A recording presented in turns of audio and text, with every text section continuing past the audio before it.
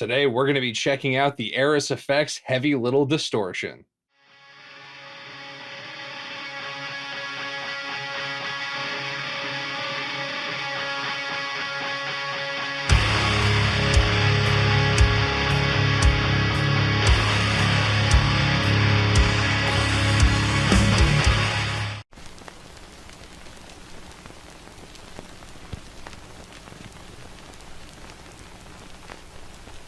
So despite it being called a distortion, this is actually a preamp based on the Ampeg vh140c. This is the Airis Effects version of it that has the basic, high, low, mid, and gain and volume controls, but as you'll see, it has another switch, and that controls a boost.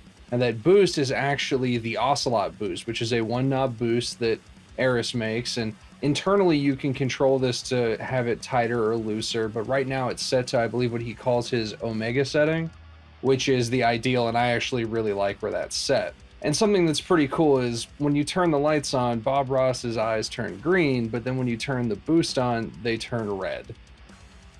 I know it doesn't affect the performance of the pedal, but I think that is one of the coolest things I have ever seen.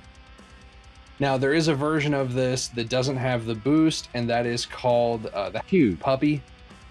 Kind of a little tongue-in-cheek thing since it's a super heavy death metal, kind of 90s death metal sound. Now, you also notice this has Bob Ross on it, like I mentioned, and that's pretty cool for me because if anyone's been here for a long time, you may have seen that years ago I had an older version of the Savage Drive custom made with Bob Ross's face on it, and when you turned it on, his eyes glowed red. And I thought it was just a fun idea. And then he ended up doing a handful of limited runs and then did some other limited runs of other versions of pedals and later versions of the Savage Drive. And then he ended up putting it on this, calling it the Happy Little Distortion.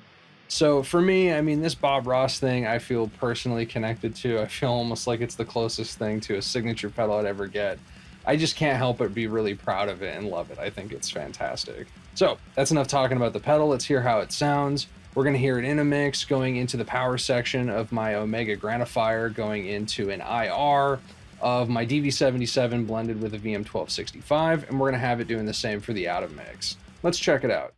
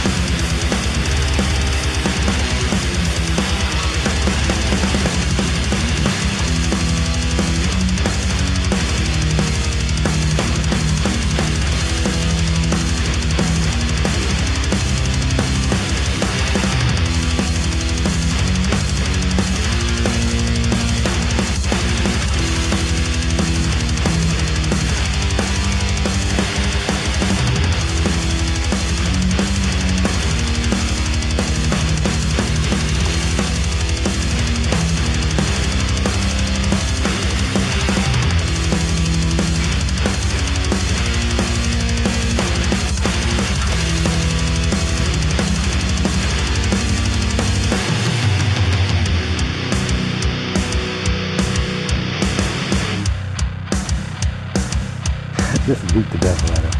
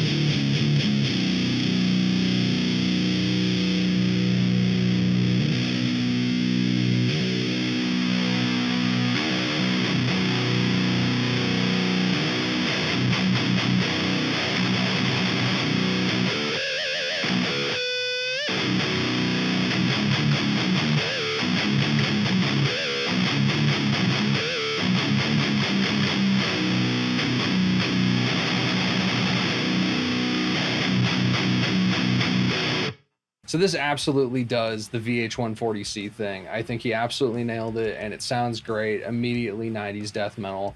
But what I think really makes this thing for me is that boost. It tightens it up, it makes it more aggressive in cutting, but it doesn't actually lose the character of it. It doesn't get too thin or change it dramatically. It's just a more aggressive, mean vh140c. I think that's pretty rad, actually, and it makes it definitely more usable. It feels really nice to play.